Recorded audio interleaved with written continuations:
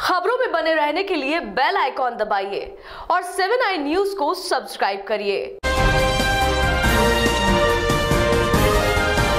वायुसेना के wing commander अभिनंदन वर्तमान की रिहाई के लिए पाकिस्तान का 28 घंटे में ही बिना शर्त तैयार हो जाना भारत के लिए कूटनीतिक जीत रही। 14 फरवरी को पुलवामा हमले के बाद से ही भारत ने पाकिस्तान को अंतर्राष्ट्रीय स्तर पर अलग थलग करना शुरू कर दिया था।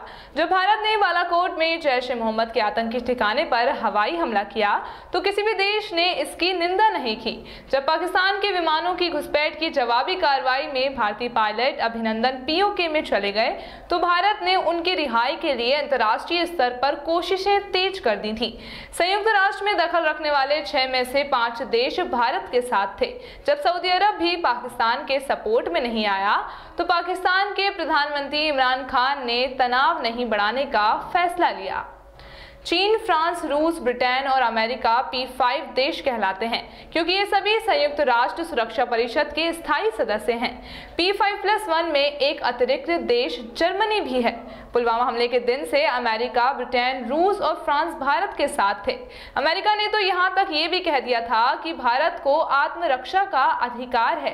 गुरुवार को ही राष्ट्रीय सुरक्षा सलाहकार अजीत डोभाल और अमेरिकी विदेश मंत्री माइक पॉम्पियो के बीच फोन पर बात हुई।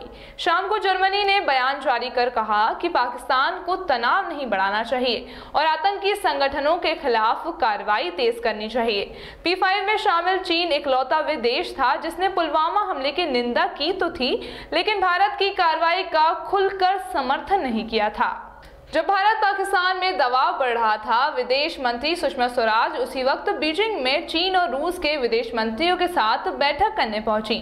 सुषमा ने चीन से कहा कि पाकिस्तान जैश ए मोहम्मद पर कार्रवाई नहीं कर रहा, इसलिए भारत का आतंकी शिविर पर हवाई हमला जरूरी था। पुलवामा हमले के बाद सऊदी अरब के प्रिंस सलमान पाकिस्तान की यात्रा पर भारत आए थे। उन्होंने आतंकवाद के खिलाफ लड़ाई में भारत का साथ देने की बात की थी। ताज़ा तनाव के बीच सऊदी अरब के दिल्ली स्थित राजदूत डॉक्टर सऊद मोहम्मद ने प्रधानमंत्री नरेंद्र मोदी से मुलाकात की। इसके कुछ ही देर बाद सऊदी अरब ने कहा कि वे अपने विदेश मंत्री को एक महत्वपूर्ण संदेश के साथ इस्लामाबाद भेज रहा है। माना जा रहा है कि इसी के बाद पाकिस्तान के प्रधानमंत्री इमरान खान ने संसद में घोषणा की कि भारतीय पायलट को रिहा किया जाएगा। 56 इस्लामिक देशों के समूह इस्लामिक सहयोग संगठन की UAE में शुरुआत हुई। बैठक में भारत को भी निमंत्रण दिया गया। विदेश मंत्री सुषमा स्वराज को पहली बार यहां बतौर गेस्ट ऑफ ऑनर बुलाने का पाकिस्तान ने विरोध किया, लेकिन संगठन में पाकिस्तान की बात नहीं मानी गई, जबकि पाकिस्तान के कहने पर 1969 को IOC बैठक में भारत को आमंत्रित नहीं किया गया था।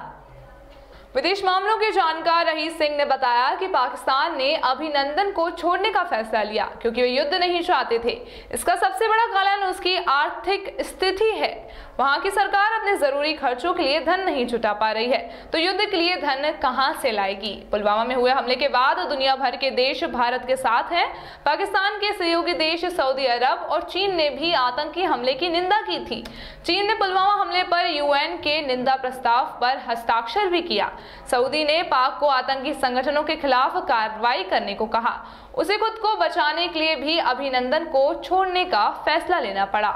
सिंह बताते हैं कि भारत ने पुलवामा हमले के बाद से ही अपने कूटनीतिक प्रयासों के जरिए पाकिस्तान पर अंतर्राष्ट्रीय दबाव बनाए रखे।